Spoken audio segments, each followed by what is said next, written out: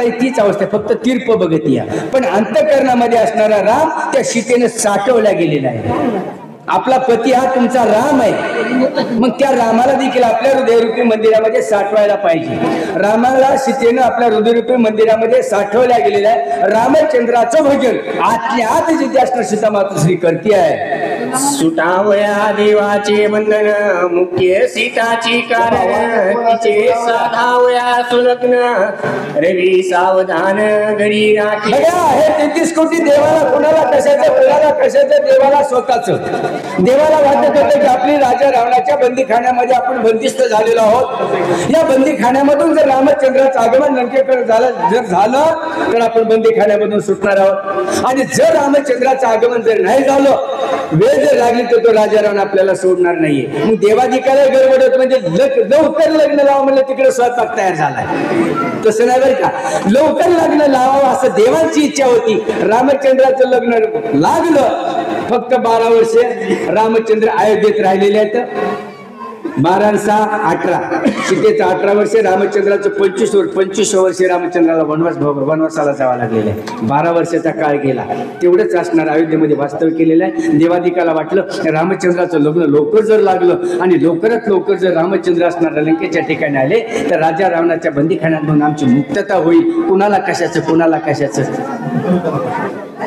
मी नाही म्हणणार. सीतेला रामाचं एड होतं, देवाला रामाचं एड होतं, आणि लवकरात लवकर रामचंद्र आले की सुटका होईल. सीतेला वाटत होतं रामचंद्रावर माझा विवाह संपन्न होणार. घडी भरताची न लगे क्षण मनती नित्य सावधान सत्य सेवेंगे चढे जीवन नाही व्यवधान शब्दात. हो, नाही व्यवधान शब्दाची बरोबर कोणी करू नका.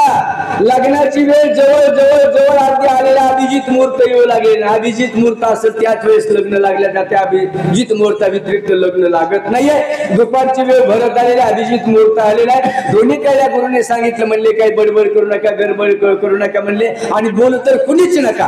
का बोलू नका? लग्न जवळ आले. मंगळाष्टिका म्हणायचे. आता सगळ्या देवादिकांची गुप्त रूपानं आणखीन काय झालेली आहे, गर्दी झालेली आहे. साडा चौकीचे उठाउठी राहा निज दृष्टी सावधान. सावध राहिलं ना माणसाला जिथे घोटाळा झाल्याशिवाय राहत नाही. आणि सावध जर असेल तर कर्माच्या माध्यमामधून धर्माची उत्पत्ती तयार होते. तो धर्म असणारे रामचंद्र आहेत, आणि त्या रामचंद्राची जिथे मायारूपी सीता असणारे ग्रहण करून गेले.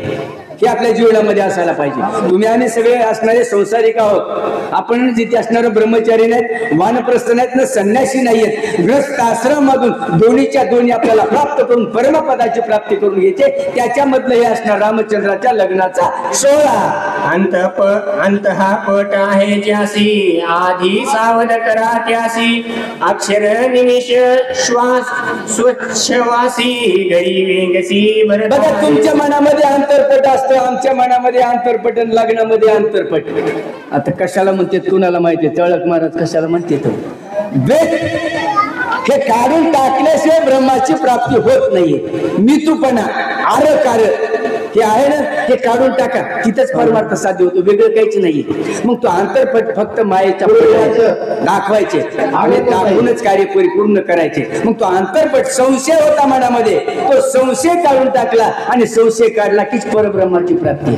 मग आपल्या डोळ्यावर अज्ञानाची काजळी आहे. हे अज्ञान जोपर्यंत जात नाहीये तोपर्यंत शाश्वताचं दर्शन तुम्हाला आम्हाला होत नाहीये. याच्यासाठी असणारं ज्ञान पाहिजे, आणि ज्ञानाच्या माध्यमामधून असणार अज्ञान जाते, आणि अज्ञान गेलं की ज्ञानाची उन्नती झाल्याशिवाय राहत नाहीये. सीता ही जिथे असणारा अज्ञानाचं मायारूपी पडळ जे असणार अवतामध्ये पंच धारण केलेला तो असणारा काढला गेला. सीता असणार आत्मस्वरूपाच्या ठिकाणी रामचंद्राचं जे स्वरूप आहे ते स्वरूप आपल्या संपूर्ण शरीराच्या ठिकाणी भरवल्या गेलेलं आहे.